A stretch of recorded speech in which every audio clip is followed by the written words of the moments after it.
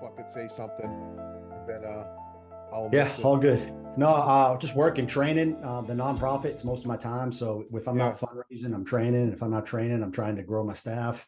It's always something, brother, that's which is great. good. That's where I want to be. I'm not that kind of guy that does well with downtime. So, No, it's yeah, dude, it's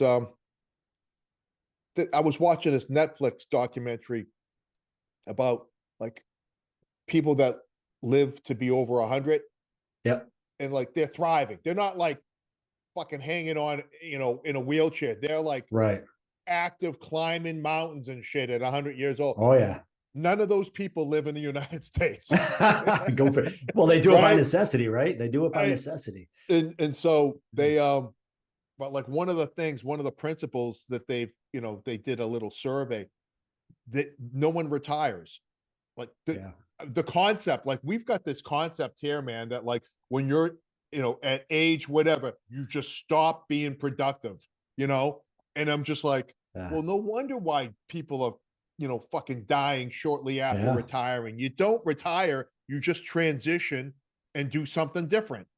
Yep. You do what you're passionate about, right? Because you got Yeah, the you money do part of that it taken care of. You find a for passion and do it. as long as there's air coming Yeah. in and out of your lungs, man. You do that, you run that out until you can't do that anymore. And then you Yeah. find another something else to do. Yep. Um, which is honestly, brother, so like you don't need to be doing this. No, I don't.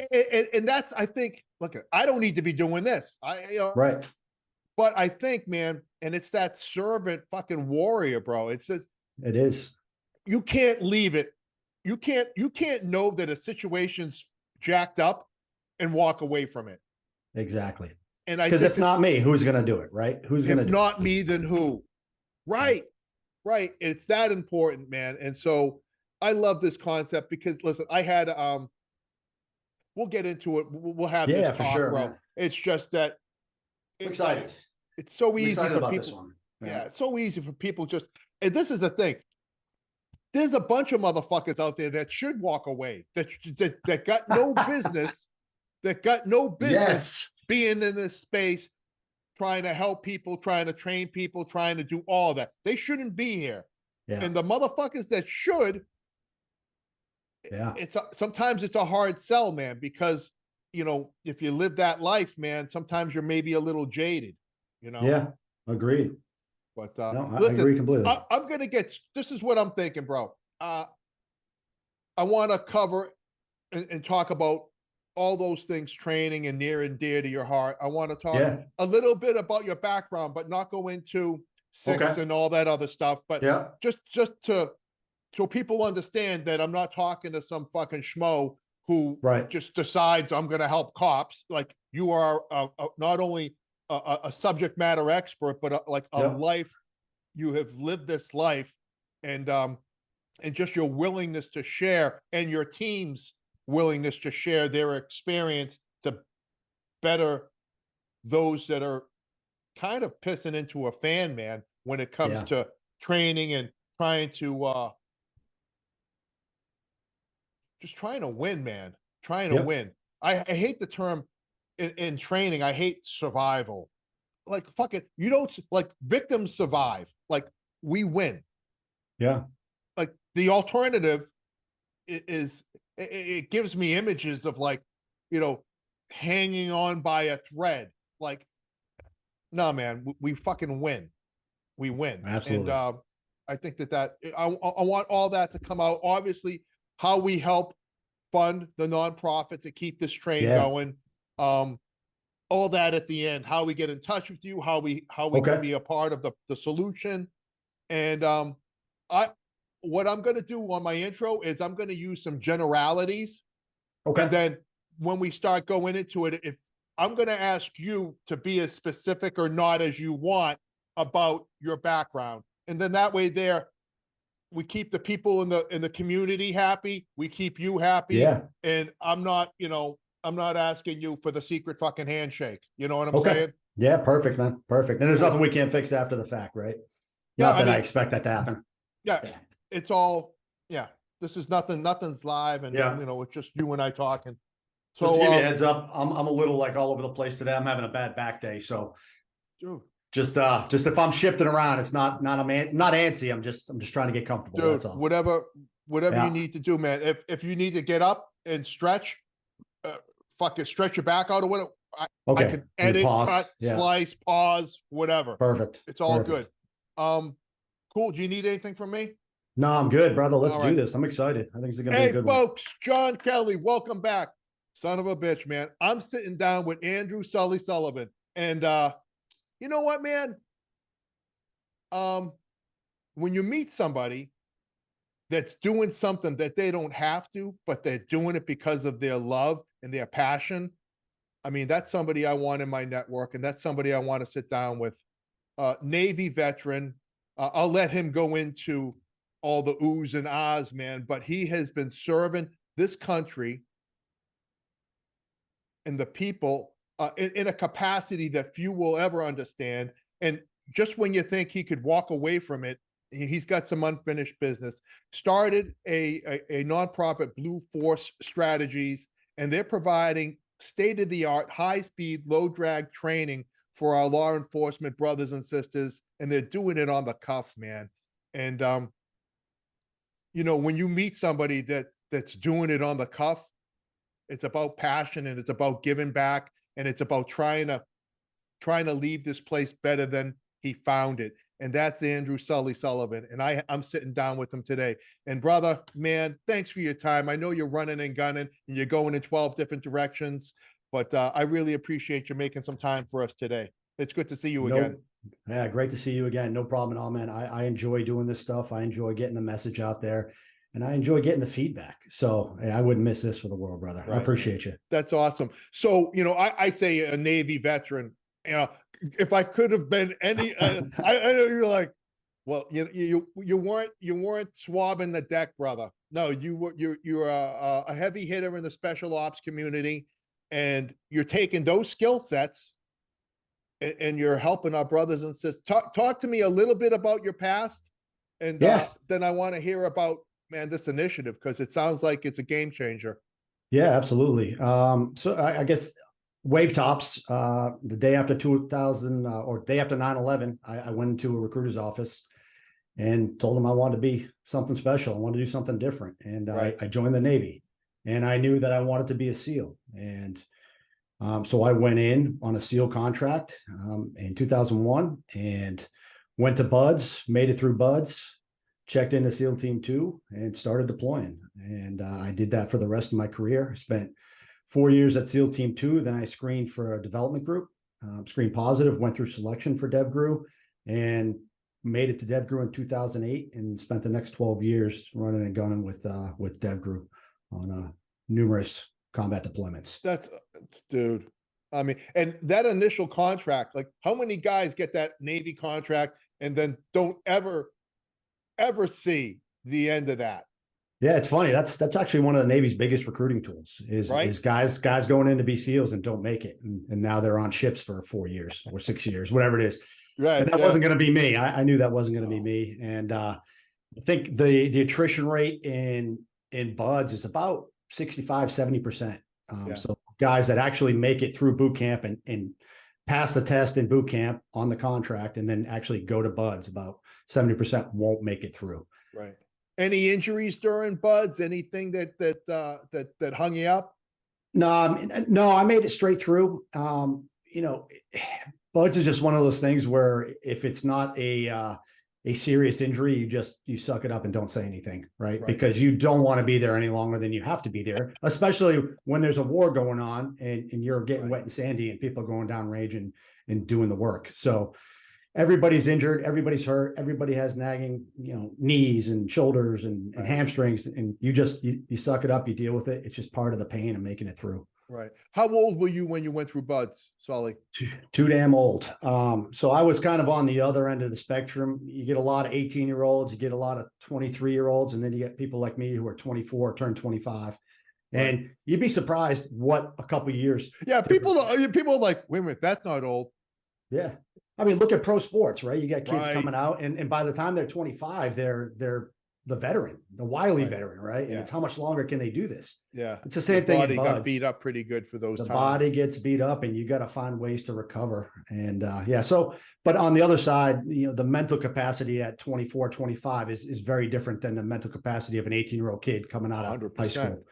So yeah, I maybe could have gone in a little bit earlier, but 9/11 was that kind of wake up call for me to get my ass moving. That was the calling, huh, brother? That was it. You know, I'd been thinking about SEALs for most of my teenage years in life, and it was just such a big commitment that I wasn't sure I was ready for. And 9/11, man, there was no question at that point. Right. Sign me up.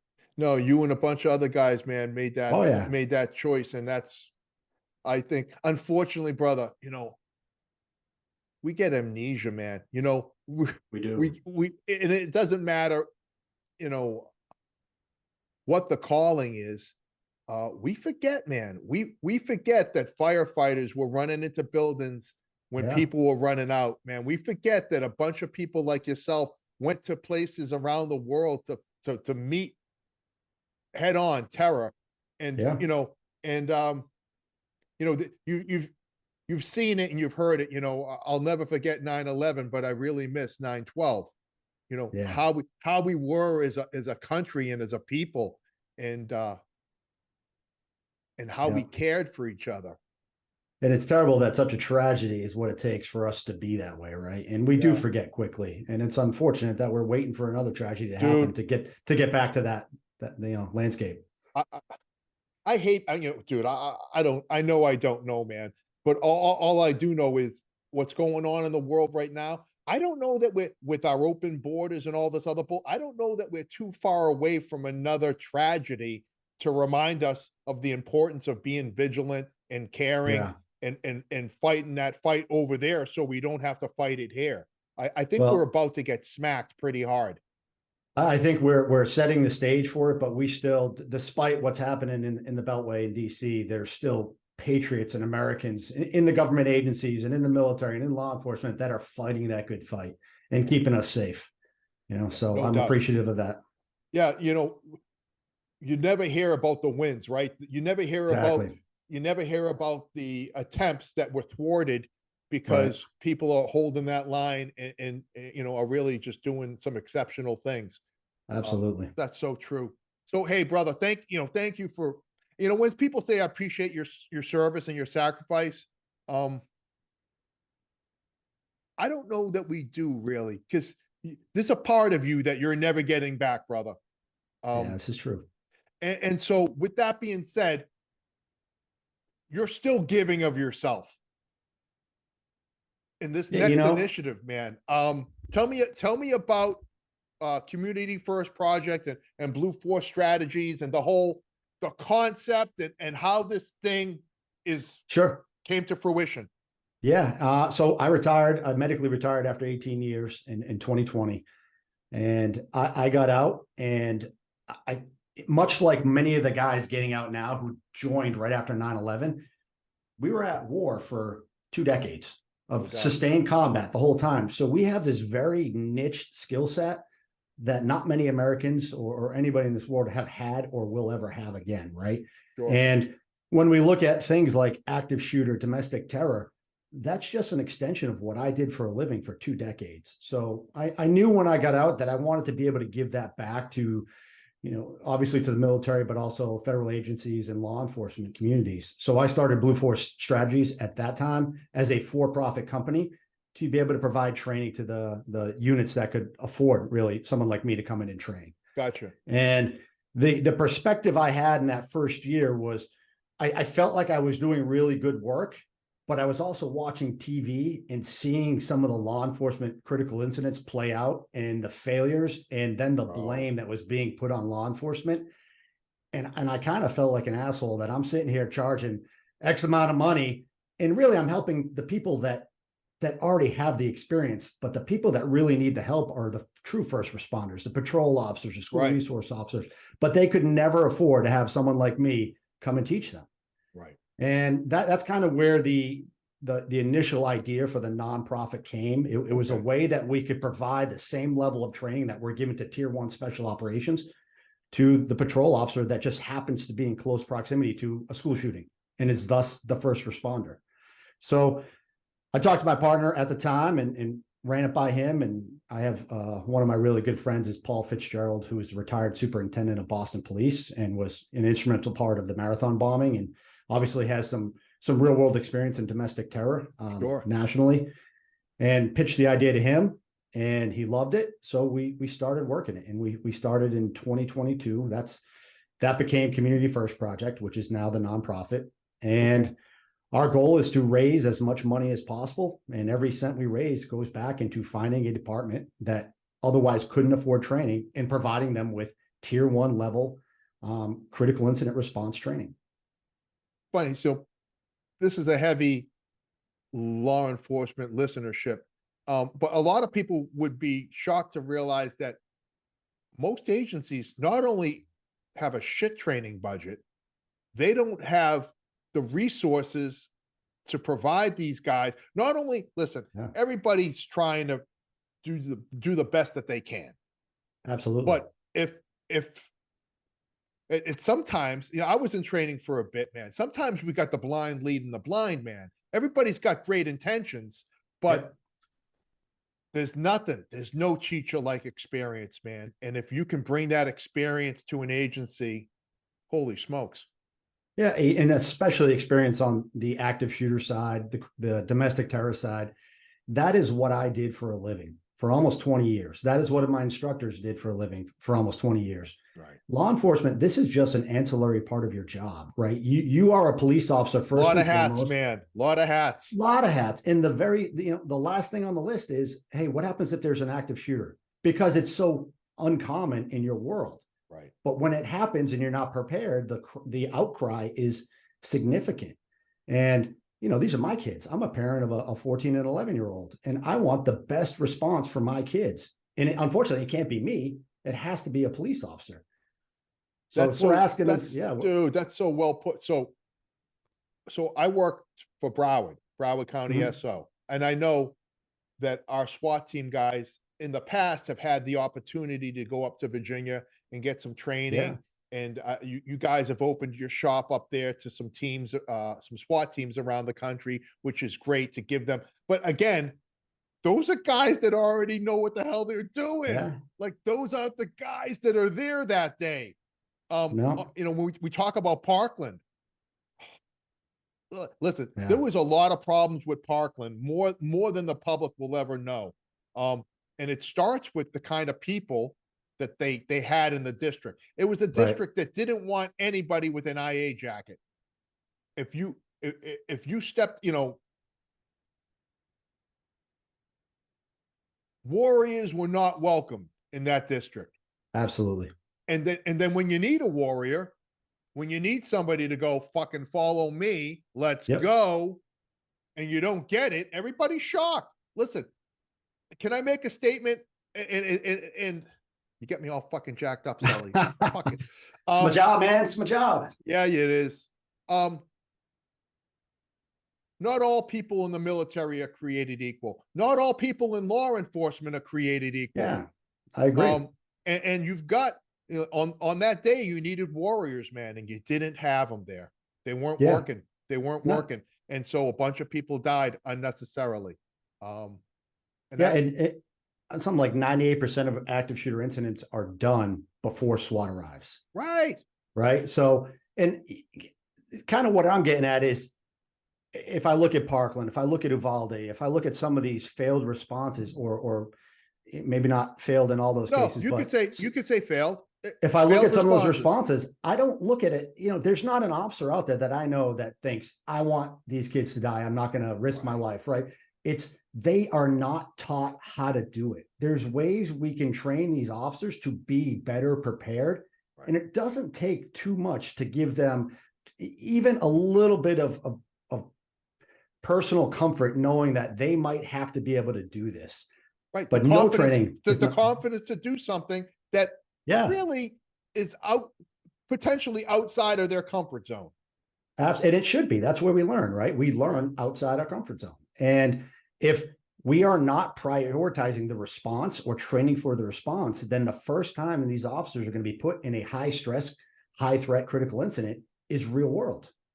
Yeah. And that's obviously a recipe for disaster and Failure, man. It's got failure written all over it. And Yeah, unfortunately, when we fail on that day, it costs lives. It's not it does. Yeah, embarrassment. It's not, oh, let me do the next evolution. Oh, I'll do better next time. Like, you have one chance to get it right. And yeah, when you don't, people die. And yeah, then guess what we ramped up after Parkland? Uh yeah, our active shooter training. yeah. Funny how that works, That's right? great. Everybody's fucking Yeah, awesome now. yeah. But it still needs more work, right? Of Florida's been pretty course. progressive in my experience. I like working in Florida because they do have a baseline, and a lot of states don't. Right. And but that is what it is. It's a baseline. If you have a post certificate, whatever your certification for your state is, that's the minimum. Right. Right. We should meet the minimum, but should be trying to far exceed the minimum. We want the best product out there. And unfortunately, that's really hard to do when we have the morale way it is, and we have manning the way it is, and we're asking officers to work overtime to be able to keep up their quality of life. And then, well, do I want to do extra training, or do I want to see my kids this week? Right. You know, do I want to go to the range and take extra shots, or do I want to go to my kid's soccer game? Right. It's a tough life, and I empathize because I was there. I was there for almost 20 years, and it's hard. So, you know, there needs to be some kind of change that happens in how we train and employ our officers. And I don't know that I have the answer to that yet, but, you know, it doesn't mean we can't be talking about it. Not only talking about it, Sully, but doing something about it. Yeah. Listen, anytime, I shouldn't say any time on the gun, because there's a lot of time that's spent on the gun that's not productive. But when we can get proper instruction with a goal in mind, right? And then have some redundancy there, and like, everybody becomes better. Everybody, and it becomes Agreed. contagious. Agreed. And you're in a job where you carry a gun for a living. And outside of SWAT, I will even say some of the bigger SWAT teams, the training for firearms is, how do I pass a qual? And that is what I have seen almost every department I have worked with. It isn't trained to be in a situation where you might have to employ your gun. It's trained to be able to pass a qual. And that is not putting, you know, our citizens, our communities in the best situation for safety, right? I'll say this about my former agency. They were we were burying a deputy a year at the hands of a suspect. And they brought me and a bunch of dudes in to change training. And I stole from the special ops community. We were doing hood drills, quick reaction drills, shooting and moving. I mean, and you know what happened? And I'm not taking credit for this, but we empowered the guys to, like, figure some shit out. We didn't bury a deputy in 8 years when I was in training. Not because of John Kelly, but when you give people skill sets, the they morale use them. changes, right? Absolutely. They use them.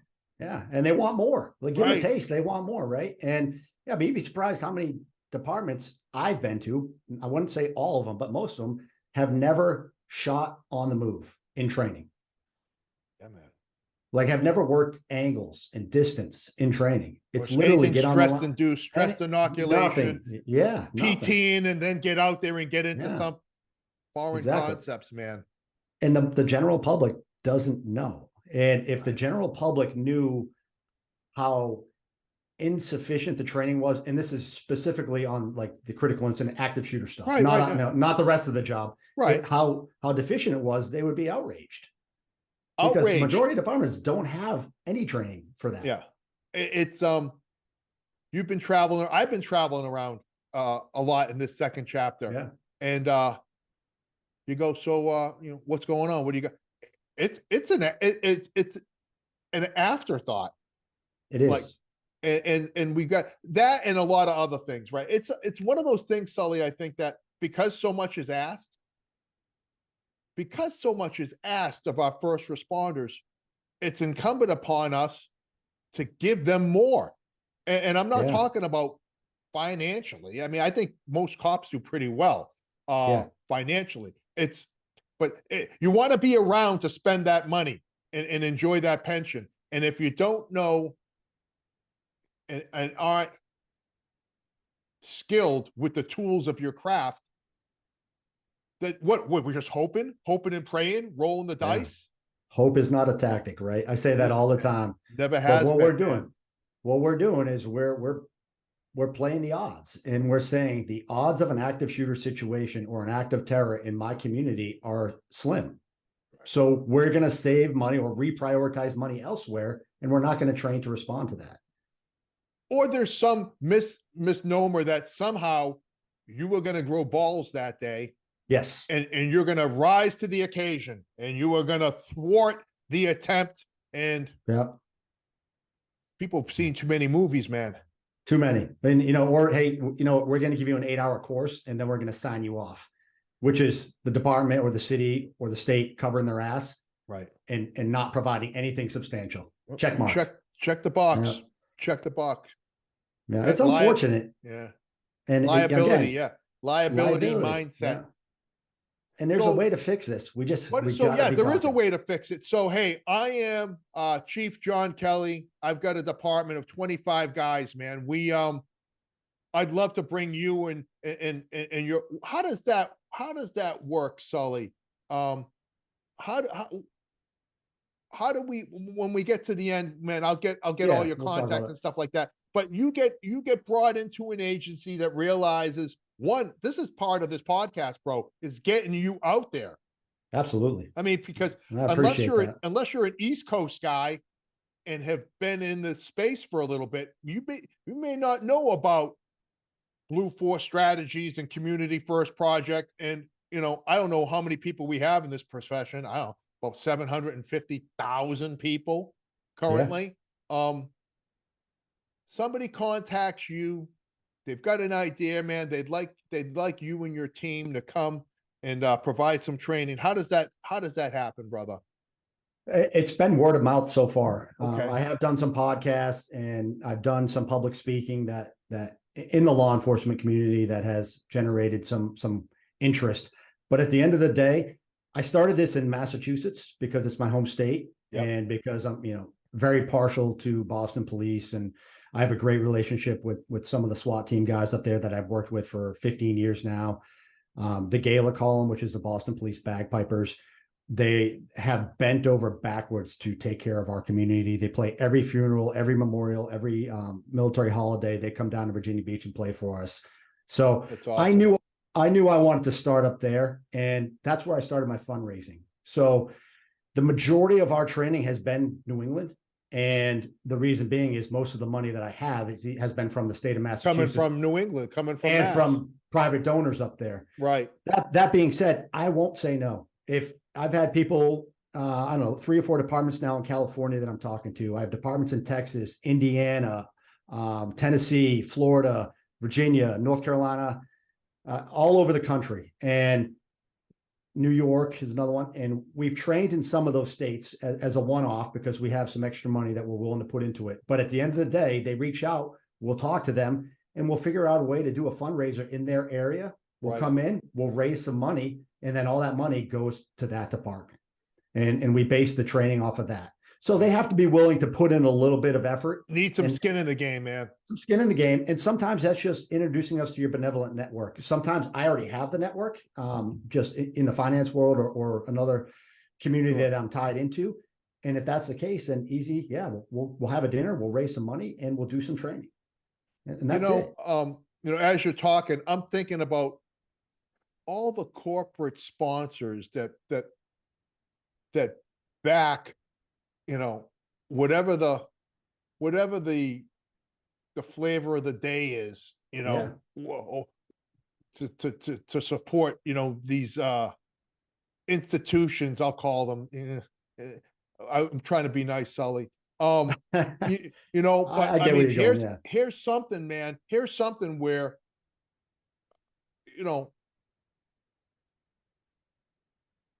these major corporations that are looking to throw money at something, this could be something that actually matters, that actually saves lives and enhances capabilities.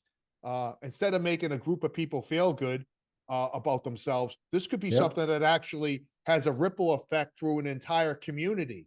I couldn't agree more. And we just started really attacking that market to try and get corporate sponsorship. thinking about, gun companies, right? And we're not trying to be involved in any political conversations, but the people I work with carry firearms for a living. Yeah. So it kind of makes sense for those industries to invest in these officers. Or how about the Walmarts and the Targets, all those places where these shooting events seem to be happening? Right. They might want to invest in this stuff. So we have started within the last couple of months to really work on a corporate strategy to be able to get these corporations involved, because it does make sense, and it could really help us grow on the business development side to be able to get this out, across the country, and that is the goal. Yeah, no, and that's the other thing, right? Like this isn't like, oh, well, this is where the problems occur. We're gonna focus our efforts in the Northeast. No. Throw a dart at a map, man. There is no community in this country that isn't a potential target or hasn't experienced some great pain or loss from one of these, active shooter critical incidents. It's scary, and it seems to be happening every time you turn the TV on, right? And certainly that's another conversation to have is the mental health crisis in the country, and there is an issue with people having guns that shouldn't have guns, and that's another conversation. My stance and what I'm working on is, until that is solved and people aren't doing this anymore, I want to train our officers to be the best and safest response force possible to end these things as quickly as possible. And that's my take. So very apolitical. I want to help everybody. I don't care what your affiliation is. If you're an American, if you're in this country as a guest, you should feel safe in our communities. And community safety is my number one priority. Right. And it's fun. There is no one else coming to help us here in the United States. No one. Help yourself, or rely on the police. That is kind of those are your two options. Either be self-sufficient, which is on a good day is difficult for most people to do. Right. I'm being generous. Yeah. And then it's that, like you said, it's that line officer. I think people have, this thing that somehow, remember that? Do you remember back in the day, bro, the SWAT TV show where they had a bunker and they were all chilling out, and then the alarm would go off and they would all jump in the van, like a bread truck, a black bread truck, and they would pull up and they would jump out, and they would, like, that team doesn't exist. It's not, nowhere. It doesn't happen like that. The guy solving your problem is one guy with a gun, and the better we can train and equip him and empower him and give him some confidence. That's all it takes, man. It takes one good guy with a gun. It does. If we're going to talk firearms, like we're putting people out there with pistols who are now going up against bad guys with rifles. Right. So there's some serious issues with that tactical response on these critical incidents when you walk into this situation already outgunned and outmanned in some cases. So yeah, it's a rough one, but that doesn't exist. And, I don't think it ever will either. Right. We can certainly make the people feel better about what they're doing, build up their confidence, give them some instruction that'll make them feel better about actually entering a building where they know someone's in there trying to kill them. Sully, I ran training, and in our kill house, it was a scenario. Downed officer inside the building. He's screaming for help. I have guys at the door refusing to go in. Yeah, in training, right? In training, Sully. But training. Here's I think, and I say this when I train, there's, right decision, wrong decision, indecision. I would rather make the wrong decision. This is CQB. Wrong decision than no decision at all, because you can't really fix no decision. And you can't pivot or adjust off of no decision. And we see that. We saw it in Uvalde, right? People were so afraid of making that wrong decision that no decision was made at all. It doesn't necessarily mean that all those officers are scared or afraid to go in or afraid to enter. They are more afraid of making the wrong choice and making the situation worse. The consequences of a bad decision, right? What if? But that's something that can be worked out in training. And it doesn't take a lot of training to figure that out. Oh, you know what? I went left. I should have gone right. But the guy behind me was heads up, and he stepped up and took my spot. Problem was solved. Right. instead of waiting 5 minutes to make a directional call, which is some of the stuff we see now. Sure. It's crazy. No, and that's, I think that's what you and your team is bringing to this. It not only is it needed, man, um, it's going to save lives. It's going to save It lives. is. And, Yeah. you know, if that's what this, that's what our goal is, man, you know, is that's what we're supposed to be doing. We're supposed to be saving lives. Um, it just makes perfect sense, man. It makes perfect sense. Um, somebody wants to get in touch with you, Sully. Before we do that, what are some things that you would like to, because, you know, like I said, brother, everybody, I'm sure you know this, but your humility will probably keep you from admitting it, but your words carry weight, brother. Your words I carry appreciate it. weight. And so if you could, there's a guy or girl, man, driving in, there's a chief listening who's thinking, and maybe somebody's on their way home and they're hearing us talk about what's something that Sully would like to say to them before we start kind of wrapping this thing up. If you could speak directly to the men and women out there trying to do the best that they can with what they got. Yeah, for me, it's culture. And I think I came from a community where every day I went to work, I wanted to be better. Whether I had to go do that on my own, or I did it with my team, or we did it as a squadron, we were always trying to be the best, because I knew the guy behind me in line was doing that, and he was trying to take my job. And it's motivating, right? And I've never worked with a police officer in training that didn't want to be better at their job. They're just not given that opportunity as much as they should. So, what I would like to see is the culture in law enforcement shift to where that we prioritize those officers that do want to get better and are actively pursuing ways to do that. If someone's listening to this and has ideas or has thoughts or wants help, just reach out to me and let's talk about it. The conversation that I'm having with officers isn't always about training. Sometimes it's about recruiting. Sometimes it's about leadership. Sometimes it's about selection. Sometimes it's about gear, equipment, whatever it is. If I'm not the guy with the answer, chances are I have the guy with the answer that I can put you in touch with.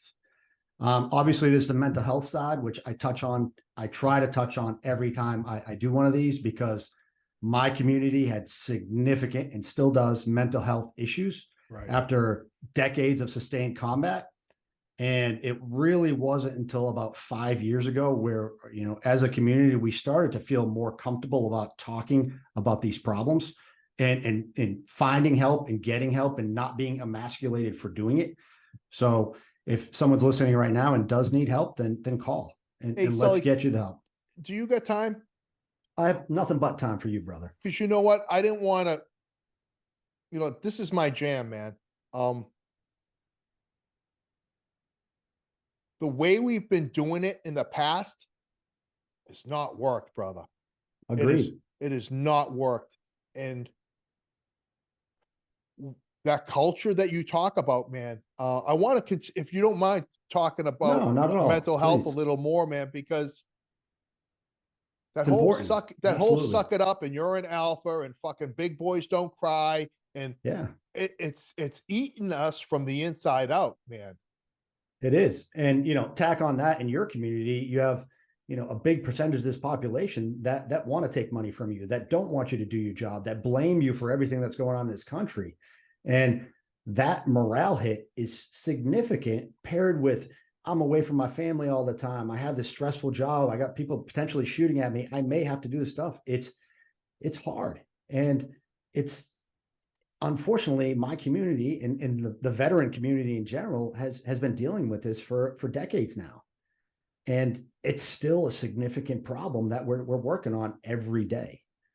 And I don't want to, starts with talking about it, right, brother? It starts with talking about it. It starts with leadership asking our people.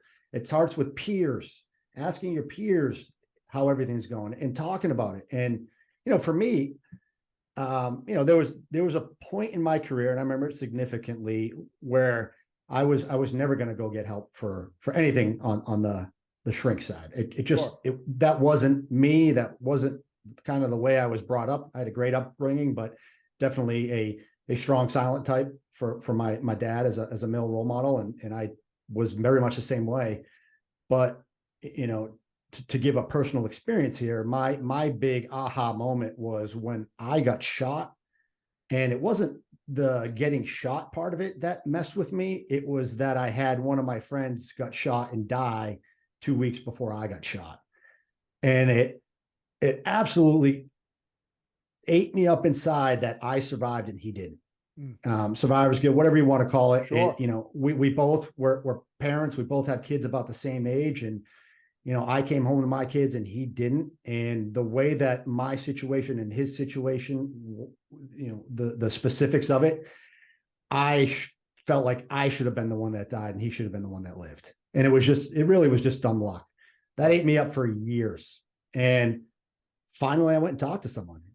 And for about a year, it took me going in there and talking, and she's great. I still talk to her. She's fantastic. This woman has done more for the SEAL community, specifically at the DevGru level on the mental health side than anybody I know. And she encouraged me to start talking to some of the other guys. And I did.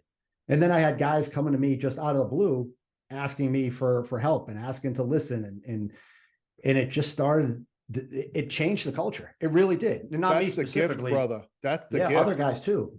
And man, I felt so much better, but it's also some of the reason why I do what I do now. The service, to help other people, to be a voice or an ear for somebody to talk to, is it makes me feel better and do better on the mental health side, not just, as a person. So, right, man, I highly encourage, start that. Even if you don't think you need the conversation, start the conversation. See where your friends are at. See where your coworkers are at. See where your family's at, right? It doesn't hurt.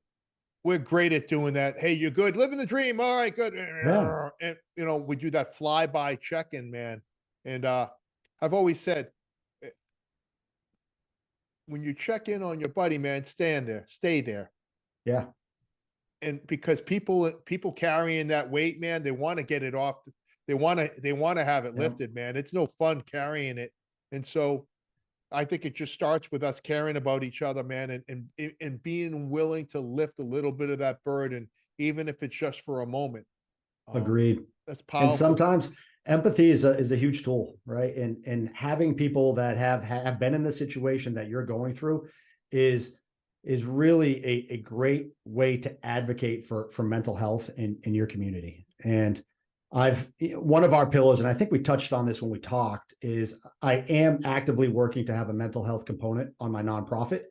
And it's really an easy process, but I've had many conversations with police officers who have either been injured in the line of work or had to take a life in the line of work. And what I've realized is that when I partner them up or pair them up with one of my guys who have had similar either injuries or similar instances of having to take lives, just for some peer counseling, it really accelerates that recovery time. Yeah. And it's becoming a pillar. And I put this out to your listeners. If you have an officer who's been involved in a shooting or taken rounds and been shot at or had a critical incident that is having issues, reach out to me and we'll try to pair them up with someone in a similar situation.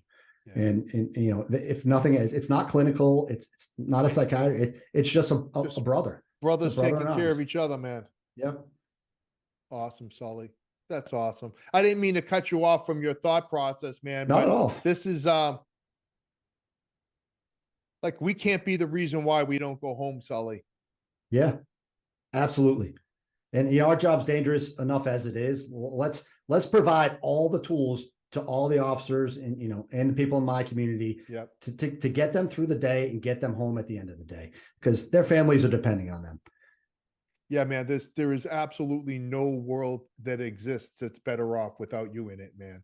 And I appreciate that, brother. Yeah, it's just that's an important component, and I'd like to see that get developed out as well. Absolutely. It's if our guys aren't strong mentally, emotionally, they're not going to be good on the gun. They're going to be, we need to be looking at the whole health of the officer or of the person that we're dealing with.